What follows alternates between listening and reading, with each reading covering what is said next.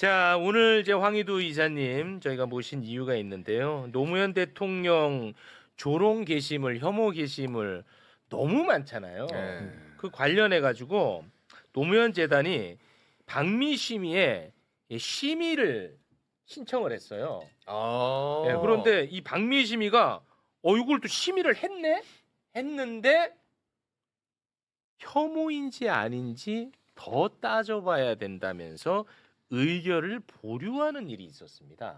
더 따져봐야 된다. 그래서 이게 도대체 뭘 얼마나 더 따져야 되고 얼마나 더 심각하게 혐오를 해야 되는지 저는 약간 좀 의아해가지고 모셨거든요. 예. 이 상황을 좀 설명을 해주셔야 될 것 같습니다. 예, 이게 사진을 오늘도 보여드리면서 말씀을 드릴게요. 1번 사진을 먼저 보여드리면 이게 최근에 단독 기사가 나오긴 했습니다. 뭐 앞에 설명해 주셨듯이 박미심의에서 많은 논쟁이 있었다고 합니다. 그게 결국에는 이게 조롱하는 게 혐오인가? 특히 이게 노무현재단 차원에서도 준비를 하고 있었던 게 7월 7일 정통만법 그 개정 이게 이제 시행되는 날짜 아닙니까? 그래서 그거에 맞춰서 또 그동안 준비한 게 있었고 그거에 맞춰서 저희가 이번에 심의 신청을 했는데 좀 간략하게 말씀드리면 지금 심각하다는 거에 대해서는 다들 동의를 했다고 합니다. 아, 이건 참 심각하구나. 심각한 문제다. 다만 이 개정 망법을 여기에 적용하기에는 좀 여러 논쟁이 좀 있었던 것 같아요. 왜냐하면 이게 그 고인도 그러니까 특정 개인에 해당하는 거는 맞지만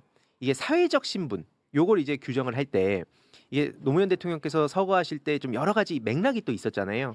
그래서 이게 사회적 신분만으로 지금 이거를 혐오라고 그러니까 그 규정을 할 수 있겠냐 이거에 대한 좀 얘기가 좀 여러 가지가 말인지 못 알아듣겠어요. 그러니까 간단히 말씀드리면 사회적 이게 그 고인 그러니까 특정 개인에 해당하는 건 맞다. 노무현 대통령이 개인이니까. 네. 근데 사회적 신분만으로 이렇게 혐오를 한다고 하기에는 이 서거하는 그 과정에 여러 맥락이 좀 있었잖아요. 정치적 사건도 있었고. 그러니까 이게 그 좀 복잡한데 한마디로 말을 잘 못하네. 아니 이게 설명이 좀 복잡합니다. 그러니까 이게 한마디로 혐오의 근거가 되게 많은 맥락들이 있잖아요. 노무현 대통령 서거에 여러 이유가 있어서 여기에 만약에 이걸 적용을 했을 때 이게 혐오라고 적용했을 때 나중에 이게 다른 사건하고 연결지면 되게 복잡해진다는 거죠. 조금 부연을 하면요. 이 박미심의가 보통 이런 걸 심의할 때 네.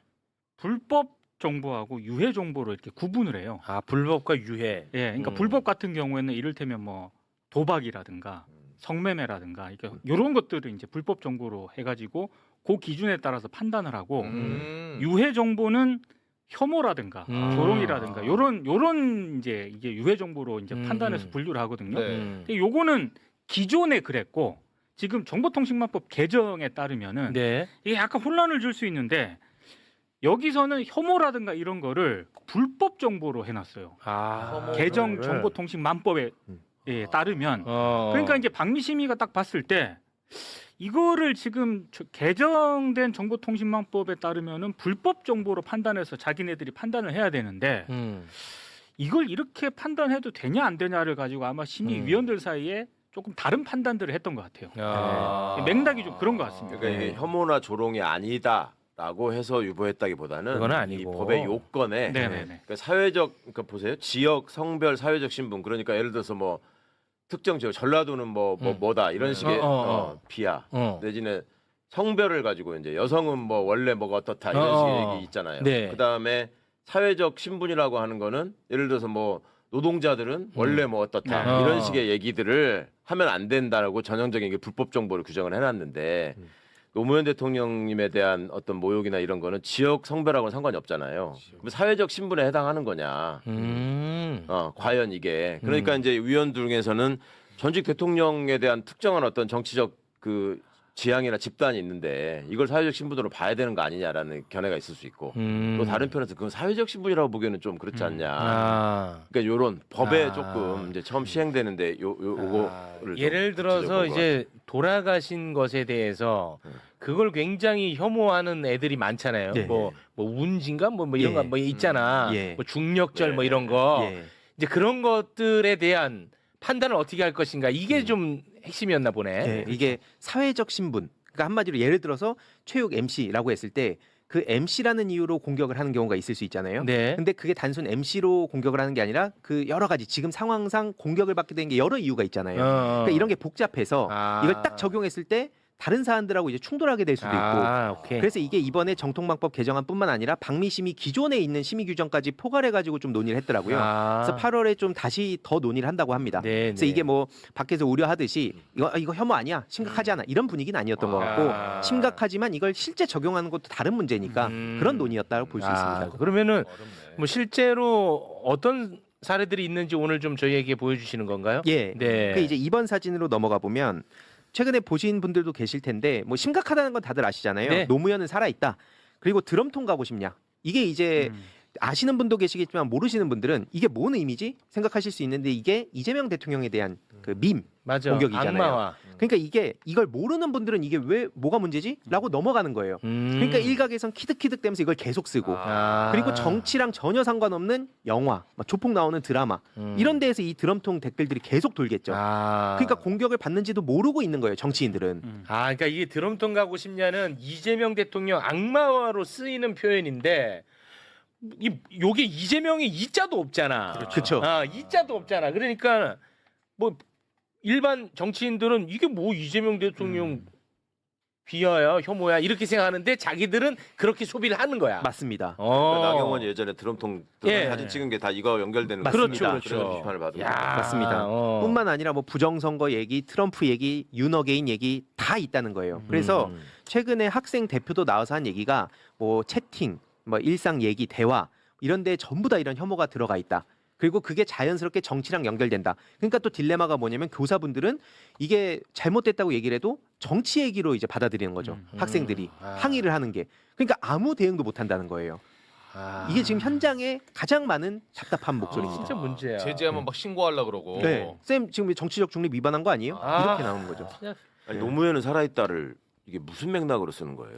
그냥 청구하는데. 523, 그러니까 5월 23일에 서거하셨잖아요. 네. 그래서 뭐 국정원 지하실 523호에 살아있다 이런 밈이 있었습니다. 일베 같은 데서 만들어가지고 그냥 아무 맥락 네, 없이 아무 맥락 없이 523을 이용해가지고 그냥 예. 만든 밈이 있는데 예. 그게 무섭다는 거예요. 뭐냐면 그러니까요. 얘네들은 그냥 조용한 상황에서요. 노무현 이름만 나오면 빵 터져요. 글쎄요. 얼마나 무서운 일이야. 그런 존재가 예를 들어 요만큼도 없잖아. 네. 그럴 이유가 그게 무서운 거야. 맞습니다. 그러니까 이게 노무현 대통령 따로, 문재인 전 대통령 따로, 이재명 대통령 따로, 뭐 김대중 전 대통령 따로가 아니고 다 연결된다는 게 핵심인데 맞습니다. 이 얘기를 하면 뭐 언제적 노무현 대통령 얘기를 지금까지 하냐 이런 지금도 경우가 있어요. 댓글도 지금 그거 올라왔네. 아 그래요? 그러니까 아. 이게 계속 달립니다. 이게 다 연결된 거고 노무현 지겹다. 언제적 노무현이냐. 지금도 올라와. 와, 나 정말. 그러니까 이분들은 그래도 매불쇼를 좋아하는 분들일 텐데도 이런 정서가 이게 먹혔다는 거야. 내가 볼 맞습니다. 때는. 그러니까 이게 자연스럽게 다 연결돼서 지금 이재명 대통령께도 차마 입에 담을 수 없는 멸칭들이 10대들 사이에선 놀이 문화가 된 거예요. 그럼 어떻게 됐느냐? 예전부터 말씀드리긴 했지만 3번을 보여드리면 그냥 적나라하게 보여드리겠습니다. 그냥 아프리카 TV 인터넷 방송 문화를 제가 계속 강조하는 게 슈퍼챗을 받으면 예를 들어서 이런 노무현 대통령 비하하는 영상을 송출시켜 주는 거예요. 그러니까 이게 사람들의 수요에 맞춰서 공급이 따라가잖아요. 네. 중간에 보시면 뭐 기초수급자 비하도 하고 오른쪽 사진을 보시면 이렇게 뭐 운지 얘기하고 그냥 표현을 하면 네 애 X 그러니까 어머니 얘기하면서 위안부잖아 이런 식으로 위안부 소수자 약자 조롱 이런 게 다 연결되는 겁니다. 이게 따로 있는 게 아니라 결국 국가폭력 피해자 맞아. 뭐 이런 대형 참사 유가족 소수자 약자 전현직 대통령 이 혐오가 하나로 연결되는데 네. 자꾸 이걸 따로 파편화해서 맞아. 보니까 한 줌이다. 뭐 이런 거 가지고 우리가 대응하냐 이렇게 그러니까 되는 내가 거죠. 100번, 1000번, 10,000번 양보해서 노무현 대통령에 대한 혐오가 거기에서 딱 멈춘다면 이제 좀 그만해라. 라는 게 내가 10,000번 양보하면 양보할 수도 있을 것 같아. 근데 이게 계속 연결된다는 게 중요하다고. 맞습니다. 이게 그래서 4번 사진 보여드리면 이 인터넷 방송 문화가 진짜 심각한 게 지난번에도 말씀드렸지만 뭐 느금마, 노예미 이게 크루 이름이에요 그냥. 그러니까 이런 거를 또 정말 많은 그 10대, 20대들이 소비를 했었습니다. 그리고 밑에 보시면 그 철구 신태일이란 BJ 사례를 제가 말씀드리는 건데 너무 심각한 수위의 영상을 올리니까 계정이 폭파가 돼요. 근데 그리고 나서 새 계정을 다시 만들어요. 그러면 또 폐쇄돼요. 이게 83번이나 반복됐다. 참고로 이것도 끝난 게 아니죠. 계속 이후로도 계속 이런 짓 합니다. 그러니까 그 정도로 자극적이고 이들이 이제 어떻게 연결되냐면 5번 사진 넘어가 보면 이게 아까 말씀드린 대로 5.18 폭동 얘기로 이어지고요. 3.1안 여자 3.1안 한 번씩 맞아야 된다. 뭐 이런 것도 이제 이런 밈으로 해가지고 이런 걸 퍼뜨립니다. 근데 참고로 이걸 보면 봐봤자 얼마나 보겠어. 이런 생각 보통 하시잖아요. 지금 밑에 보여드리듯이 군 전역 복귀 방송 BJ 철구라는 사람이 군 복귀 방송할 때 37만 명이 봤습니다. 생방송을. 동접이요. 그래서 그때 또 난리가 났었어요. 그러니까 그 정도 규모고 돈을 또 얼마나 버냐면 지금 한 1년에 수십억을 법니다. 3년에 100억 넘게 벌었다는 얘기가 지금 나오고 있거든요. 근데 그게 6번 사진을 또 넘어가 보면 이 정도 영향력을 가지고 있고 정치랑 무관해 보이잖아요. 지금 보시다시피 신남성연대 배인규 씨랑 가운데가 감독란, 그 논란의 감독란이고 그리고 철구. 이렇게 다 연결이 된다는 거예요. 같이 합동 방송이라는 걸 하면서 시청자들 입장에서는 자연스럽게 그러면 정서적 일체감을 형성하게 되겠죠. 우리 형 하면서 이렇게 따라가는데 그래서 실제로 반패미 집회를 배인규 씨가 할 때 그 옆에 서 있는 게 오른쪽 철구가 무대에 올라서는 겁니다. 그러니까 이게 시청자층이 비정치 영역이랑 정치가 따로 있다고 생각하잖아요. 따로 있지 않네. 하지만 이렇게 만나는 겁니다. 만나는 거야. 네. 결국에는. 이런 지점을 통해서. 그리고 7번을 보여드리면 지금 굉장히 중요한 시점인 게 BJ 철구 신태일 사례 제가 말씀드렸잖아요. 둘 다 지금 문제가 생겼습니다. 먼저 철구는 원정 도박, 불법 사채, 사기 논란까지 해가지고 피소가 됐고요. 단위를 보시면 60억 사기로 피소. 원정 도박이 단위가 장난이 아닙니다. 그리고 오른쪽 보시면은 이 신태일은 미성년자 성착취 생중계에서 징역 6년 선고를 받았어요. 그러니까 이게 중요한 건 뭐냐면 이들이 혐오 콘텐츠를 엄청 생산해가지고 그 한 10년 전후 10년 정도 그 엄청나게 인터넷 방송 문화에 해악을 끼쳤습니다. 하지만 지금 처벌받는 거 보시면 아시겠지만 그걸로 책임지는 게 아니잖아요. 다른 잘못으로 책임을 지는 겁니다. 본인이 저지른. 네. 그러니까 이게 한마디로 뭐 미성년자 성착취 방송 이런 게 아니더라도 우리가 사회 통념상 아까 선을 넘으면 안 되는데 그걸로는 전혀 이들이 처벌받지 않았다는 거죠. 그러니까 이걸 보는 사람들 입장에서도 그게 학교 교실로 들어가고 맞아. 뭐 대학으로 가고 그리고 이게 이제 MB 때부터 예. 이게 차근차근 진행된 거라는 게 굉장히 중요하고 수없이 얘기를 했는데 아직도 20대가 왜 민주당을 떠났는지 아냐 하면서 아주 게으른 평론들을 해요. 아직도 아시죠? 맞아요. 그러면서 민주당의 내로란불이 문제입니다. 검찰개혁 20대가 관심도 없는 거 이거 하니까 20대 다 떠납니다. 맨날 그런 게으른 평론을 하고 있다고. 그러니까 청년의 현실에 대해서 정치권이 귀를 기울이고 대책을 마련하는 건 당연히 해야 될 일입니다. 해야죠. 맞는 일인데 예. 지금 그 점을 짚어주셔서 제가 꼭 좀 말씀을 보태고 싶은 게 어제 제가 그 실리콘밸리에서 창업을 해가지고 성공한 한국인 기업가분 뭐 이런 분들을 우연한 인연이 돼가지고 만났어요. 근데 황희두 이사 얘기를 하더라고. 그러니까 황희두 이사가 그 전부터 이렇게 국정원 심리전단을 중심으로 해왔던 쭉 작업들이 지금 어찌 보면 꽃을 피운 거다라는 말씀을 많이 했잖아요. 네. 근데 그 얘기를 짚은 거는 미국의 현실에 비춰봐 너무 맞은데 그 양반들이 그러니까 IT 전문가들이 볼 때도 지금 세상을 정치인들이 테크니컬한 도구를 사용해서 어떻게 정치적으로 활용하고 움직이려고 하는 건지 너무 지금 인식이 떨어져 있다. 자기는 그게 너무 걱정이다라고 말씀하더라고. 그러면서 황희두 이사도 문제가 어떻게 커지고 어떻게 되는지 너무 잘 파악하고 있는데 구체적인 조종 방법에 대해서는 얼마나 아시는지 모르겠다 하면서 저한테 캠브리지 애널리티카라는 기업을 꼭 살펴봐라. 그 얘기를 하다 알치죠. 그 뭐요? 그게 뭐냐면 뭐야? 스티브 배넌이라는 사람이 있어요. 네. 이름이 많이 들어봤잖아요. 많이 나왔죠. 네. 트럼프의 수석 전략가라고 해가지고 네. 미국은 대통령 선거 과정에서 전략을 책임지고 상대방을 공격하고 우리 쪽의 전략을 만들고 하는 사람이 있거든. 네. 이 사람이 말하자면 저 투자자를 모집해 만든 회사인데 네. 여기서 한 일이 뭐냐면 페이스북의 개인 정보들을 무단 수집을 해가지고 그 사람들이 각각 갖고 있는 그 빅데이터를 갖고 있는 기반으로 해가지고 이 사람들이 가지고 있는 어떤 그 심리적인 그 약점 같은 게 있잖아. 이분이 예를 들어서 나는 집을 갖고 싶은데 집이 없어가지고 너무 분해. 응? 아니면 이분은 나는 지금 취업이 안 돼가지고 너무 분해. 이런 게 다 있을 거 아니에요. 네. 그러면 거기를 타겟팅을 해가지고 맞아. 민주당 정부가 이런 짓을 했기 때문에 당신이 힘든 거다라는 메시지를 딱 그러면 적재적소에 타겟팅해가지고 타겟팅해서 보내는 제대로 거. 먹히지. 그 다음에 그 유권자 정서를 말하자면 유도하기 위해서 거기에 쓴 방법이 태그, 해시태그, 그다음에 밈, 그때 썼던 방법이, 그다음에 뭐 봇 같은 거 돌려가지고 매크로로 막 쫙 뿌리는 거 있잖아요. 댓글이죠. 진짜 중요한 얘기인데. 그런 걸 해서 이 사람이 그러는 거야. 미국 현지에서 트럼프가 처음 출마했을 때 좀 박명숙 씨한테는 죄송한 일이지만 그 박명숙 씨처럼 이렇게 호통치는 캐릭터로 사람 웃기던 사람이 대통령 나온다고 하니까 개그로 받아들였다는 거예요. 처음에 사람들이. 그러니까 옛날 심슨 만화에도 보면은 웃기는 소재로 트럼프가 대통령 나간대 그러면서 나오잖아 만화에. 그 자체가 유머였지. 그런데 그 사람이 어떻게 대통령이 됐겠냐. 맞아. 이런 작업들이 밑작업이 다 이루어져 가지고 맞아요. 그게 된 거다. 맞아요. 근데 그것을 거기서 끝난 게 아니고 그렇게 트럼프의 성공 사례가 생기니까 이게 전 지구의 극우 세력들한테 모범 사례가 돼가지고 이거를 다 지금 흡수해가지고 네. 그 방법을 쓰고 네. 심지어 우리나라 극우도 지금 저쪽 극우 미국 극우하고 연계돼 있다는 흔적들이 막 애니첸 이런 거 보면 나와 있잖아요. 맞습니다. 네. 이 기법들을 전수하고 있다. 이 진짜 중요한 얘기인데. 이게 AI하고 결합이 되면 진짜 심각해진다. 이제는 누가 진짜로 말한 건지도 구분이 안 되는 때가 되니까. 진짜 중요한 얘기야. 근데 지금도 게으른 평론을 하고 있다고. 그러니까 민주당 잘못한 거 많지. 그거 하나 딱 떼가지고 이러니까 20대 다 떠난다. 아니 그러면은 그런 사례 국민의힘이 2만 가지 나올 텐데 설명이 바로 안 그런 건 되거든요. 안 하지. 질문 하나만 들어가도 설명 안 돼. 맞아.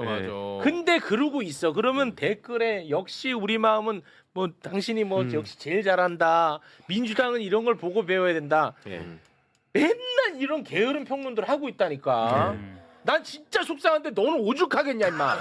그래서 불러주셔서 감사드리고. 그러니까 인스타그램 같은 걸 장악해가지고 쇼츠 뿌리고 하는 게 지금 다 이런 작업이잖아요. 그러니까 그 황희 의원 같은 사람 그 버스하우스 얘기나 하고 있고 그런 거야. 청년은 어떻게든 잡아야 된다고 다들 하니까 청년 정치 하니까 버스 갖고 나오는 거야.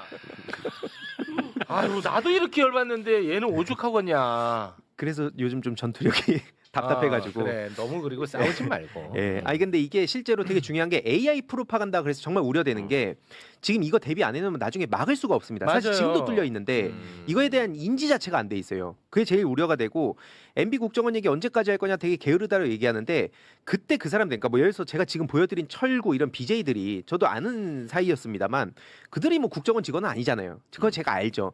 근데 이게 자발적인 생태계로 형성이 되게끔 그걸 이제 처음에 씨앗을 뿌리고 여기에 올라타서 정보 환경을 지금 이렇게 만들게 됐다. 이 얘기를 지금 하는 건데 뚝 잘라내서 언제까지 MB 타령할래? 정신 못 차려? 이런 식으로 얘기하면 정치인들이 솔깃하는 거죠. 맞아. MB 언제야? 참고로 그 조직들을 윤석열 정부 때 다 부활시켰다는 걸 얘기를 해도 이것도 음모론이라 그래요. 맞아. 그러면서 내란 청산을 한대요.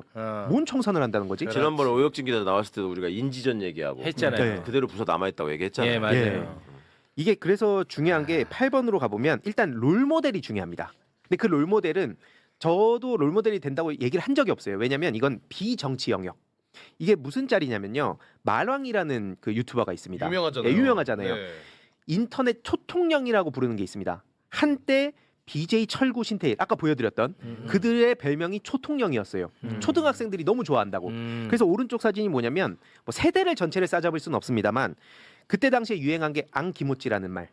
한 번쯤 이게 젊은 분들 다 들어봤던 얘기거든요. 예. 그 유행어가 지금 말왕이 나오면서 장충동 왕족발 보쌈이라는 밈이 있어요. 그냥 보쌈 이렇게 밈인데 그 되게 유해하던 이런 유행어가 다른 쪽으로 지금 옮겨가게 돼서 다행이다.